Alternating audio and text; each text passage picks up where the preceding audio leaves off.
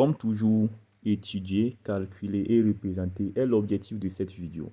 Ici, on va parler de l'équation différentielle et des fonctions logarithmes, sans oublier les nombres complexes. Voici alors notre exercice en question.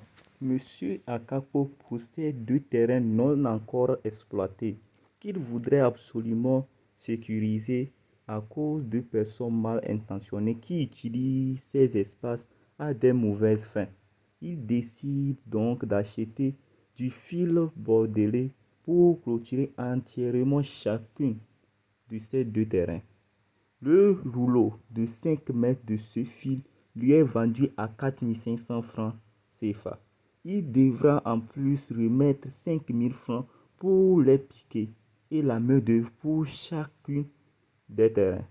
Le terrain 1 est de forme rectangulaire et ses dimensions sont la partie réelle et la partie imaginaire de la solution Z de l'équation 1 plus 4iz plus 3 moins 4iz bar égale à moins 20 moins 40i, où Z bar est le conjugué de Z.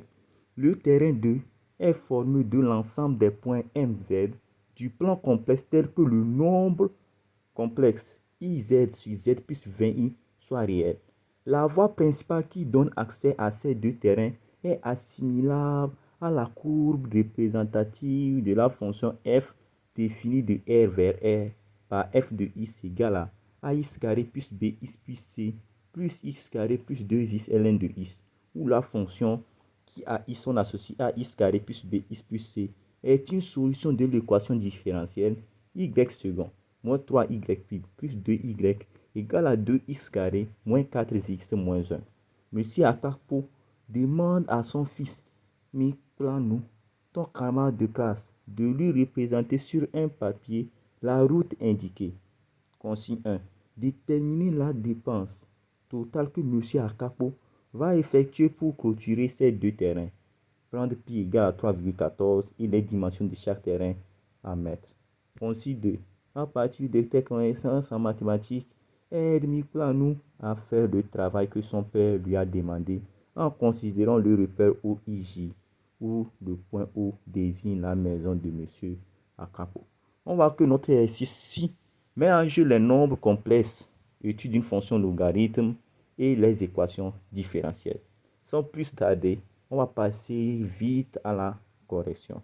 Tout d'abord, on va essayer de répondre aux demandes du consigne 1 et ensuite on va terminer aux demandes du consigne 2. Comme tout exercice de situation problème, on va d'abord prélever les données du consigne 1 et puis on va aborder le sujet proprement dit. Consigne 1.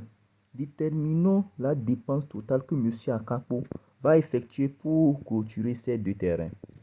Détermination de la dépense de M. Akapo pour le terrain 1. Le terrain 1 est de forme rectangulaire et ses dimensions sont la partie réelle et la partie imaginaire de la solution Z de l'équation 1 plus 4iz plus 3 moins 4i, le tout Z bar égale à moins 20 moins 40i, où Z bar est la conjuguée de Z.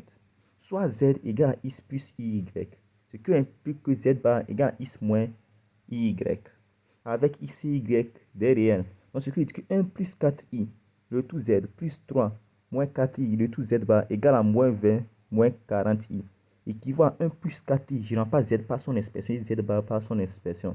Donc 1 plus 4i, le tout x plus y, plus 3 moins 4i, le tout x moins y, égale à moins 20 moins 40i. Donc ce qui implique que en développant et puis en arrangeant, on aura par identification, on aura 4x moins 8y moins 2y égale à moins 20 moins 40i. Ce qui implique que quoi? 4x moins 8y égale à moins 20, c'est-à-dire les parties réelles égale aux parties réelles, partie imaginaire égale aux parties imaginaires. Donc, et moins 2y égale à moins 40. En tirant, on aura x égale à 35 et y égale à 20. Donc, les dimensions du terrain 1 sont y égale à 20 mètres et x égale à 35 mètres. Ce qui implique que le périmètre P1 égale à 2 facteur de 35 plus 20 qui est égal à 110 mètres. On sait que le périmètre, ça fait longueur plus largeur. Comme ça, la forme rectangulaire, ça fait 2 fois la longueur plus la largeur, qui va nous donner 110 mètres. Donc, le nombre de rouleaux à acheter est N1 égale à quoi? 110 sur 5, qui est égal à 22. La dépense est alors D1 égale à 22 fois 4500 plus 5000. Donc D1 est égal à 104 000 francs. Déterminons la dépense de M. Akapo pour le terrain 2. En ce qui concerne le terrain 2, on va suivre les consignes qu'on nous a données là-bas pour pouvoir passer au traitement de cette consigne. Le terrain 2 est formé de l'ensemble des points MZ du plan complexe tel que le nom complexe IZ sur Z plus 20I soit réel. On sait comment résoudre ce type d'équation. Donc, ce qui veut dire que quoi? Je pose Z comme j'ai déjà posé là-bas, même Z égale X plus Y, Z par égal à X moins IY. Donc, je remplace ça ici. En remplaçant, la partie imagine ne peut jamais être au dénominateur. Je fais l'expression conjuguée. En faisant l'expression conjuguée, on aura alors 20x plus i, facteur x carré plus y carré, plus 20y sur x carré, plus y plus 20 au carré, égale à iz sur z plus 20i. Donc, c'est l'expression là, ça. Donc, quand on dit que iz sur z plus 20i est réel, donc ce qui veut dire que quoi? La partie imaginaire est égale à 0. Donc, ça veut dire que x carré plus y carré plus 20y égale à 0. Donc, pour tout x élément de R étoile, et pour tout y élément de R privé de moins 20, on a alors que quoi? X carré plus y plus 10 tout carré moins 100 égale à 0.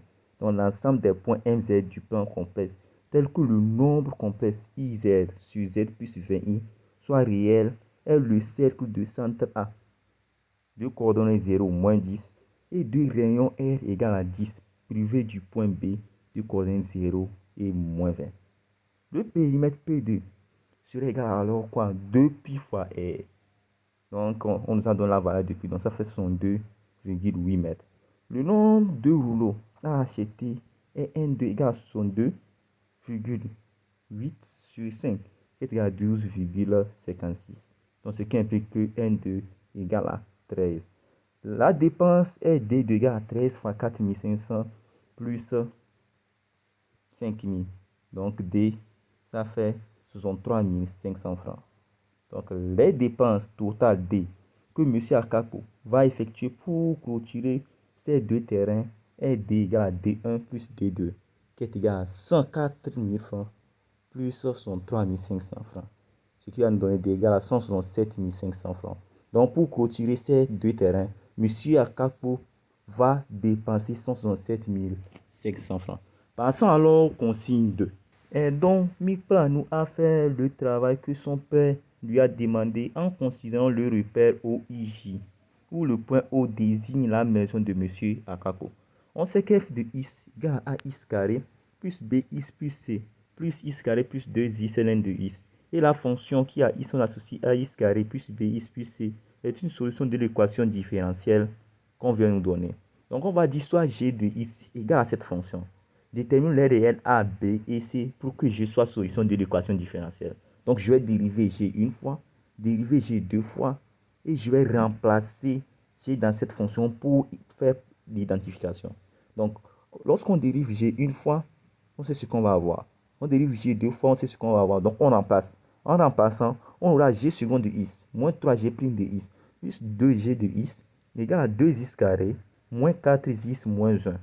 Ce qui implique que quoi? 2a moins 6ax moins 3b plus 2ax carré plus 2bx plus 2c égale à 2x carré moins 4x moins 1. On regroupe les carrés à part, les x à part et puis les réels à part. Et on fait par identification. Alors, par identification, on aura 2a égale à 2, moins 6a plus 2a égale à moins 4, 2a moins 3b plus 2c égale à moins 1, ce qui implique que a égale à 1, b égale à 1, et c égale à 0. Donc, g de x égale à x carré plus x. Donc, comme on connaît g de x, on peut remplacer maintenant g de x dans la fonction f. Donc, on aura notre f de x qui est égal à x carré plus x plus facteur de x carré plus 2x ln de x. Donc, on peut facilement étudier les variations de f, car f est une fonction logarithme. Comme une fonction logarithme, on peut alors commencer par calculer l'ensemble de définitions de cette fonction. Étant donné qu'il y a un ln de x qu'on prend pour multiplier, donc notre ensemble de définitions n'est rien d'autre qu'égal à 0 à plus l'infini. Donc on va calculer les limites au bon de l'ensemble de définitions. Donc, on va calculer la limite à gauche, à droite de 0 et la limite à plus l'infini. La limite, lorsque x tend vers 0 à droite de f de x, serait égal à la limite lorsque x tend vers 0 à droite de x carré plus x carré plus 2x de tout ln de x. Ce qui va nous donner 0. Car x carré plus x à 0 tend vers 0, x carré ln de x tend vers 0 à 0, et x ln de x tend vers 0. Maintenant, on peut calculer la limite à plus l'infini de f de x. La limite lorsque x tend vers plus l'infini de x carré plus x carré plus 2x ln de x n'est rien d'autre qu'égal à plus l'infini. Car x carré plus x à plus l'infini, ça fait plus l'infini. X carré plus 2x à plus l'infini, ça fait plus l'infini. Et ln de x à plus l'infini, ça fait plus l'infini. Or, plus l'infini fois plus l'infini, ça nous donne plus l'infini. Comme on connaît c'est-à-dire les limites au bornes de l'ensemble de définition, on peut alors envisager la dérivée de f. On va dire que f est dérivé au bornes de l'ensemble de définition. Donc f' de x est égal à quoi? 2x plus 1, parce que dérivée de x carré, ça fait 2x. Dérivée de x, ça fait 1. Maintenant, ici, on a f fois g. Ça fait f'g plus g'(f). Donc, en appliquant ça, on aura alors f' de x égale à x plus 1, facteur de 3 plus 2 ln de x. Donc, on peut alors étudier le signe de f' de x en posant f' de x égale à 0. Lorsqu'on pose f' de x égale à 0, on aura x égale à moins 1 ou x égale à exponentielle de moins 3 sur 2. Or, moins 1 n'appartient pas à 0 à plus l'infini. Donc, notre ensemble solution, ça fait quoi? X égale à exponentielle de moins 3 sur 2, qui est égal à racine carrée de exponentielle de moins 3. Donc, pour tout x élément de 0 à exponentielle de moins 3 sur 2, f' de x est inférieur à 0. Donc, f est strictement décroissante sur 0 à exponentielle de moins 3 sur 2. Et pour tout x élément de exponentielle de moins 3 sur 2 à plus l'infini, f' de x est positif. Donc, f est strictement croissante sur cet ensemble. Maintenant, on va calculer f de exponentielle de moins 3 sur 2. Donc, on remplace x par exponentielle de moins 3 sur 2. En remplaçant, on aura f de exponentielle de moins 3 sur 2 égale à moins 1 sur 2 exponentielle de moins 3, moins 2 exponentielle de moins 3 sur 2, qui serait égal à moins 1 sur 2 exponentielle de moins 3, moins 2 exponentielle de racine carrée d'exponentielle de moins 3. Donc, suite à ça, on va alors en déduire le tableau de variation suivant. Donc, dans notre tableau de variation, comme toujours, on met x, f de x, x f' de x et puis f de x, pardon. Et puis on met la solution. On connaît l'ensemble de ça fait 0 à plus l'infini. Maintenant, on met la solution. De l'autre côté, on commence de droite vers la gauche. On met signe de a, signe contraire de a. Maintenant, lorsqu'on a ça, on voit bien que notre fonction est décroissante et puis croissante. Donc, notre fonction décroît et puis elle croît. Maintenant, on peut alors représenter notre fonction. Parce qu'on nous demande de représenter sur un papier la route indiquée. On a la limite lorsque x tend vers plus l'infini de f de x égale à plus l'infini. Et la limite lorsque x tend vers plus l'infini de f de x sur x égale à la limite lorsque x tend vers plus l'infini de x plus 1 plus x plus 2 ln de x qui est égal à plus l'infini. Donc, la courbe de f admet une branche parabolique de direction celle de OJ. La courbe de la fonction f représentée ci-contre est la représentation de la route demandée. Regardez la courbe. Donc, on a la distance de variation.